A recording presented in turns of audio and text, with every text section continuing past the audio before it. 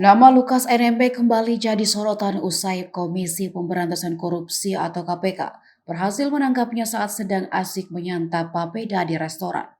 Gubernur Papua itu diketahui sudah ditetapkan sebagai tersangka kasus dugaan suap dan gratifikasi sejak tahun lalu. Strategi cerdik dilakukan KPK untuk bisa meringkus Lukas NMB, yakni memantau pesanan nasi bungkus untuk para pendukung yang berjaga di kediamannya. Sejak ditetapkan sebagai tersangka, rumah Lukas NMB selalu dijaga ketat oleh para pendukungnya. Rumah Lukas NMB diketahui berada di Koya Tengah, Muara Tami, Jayapura, Papua.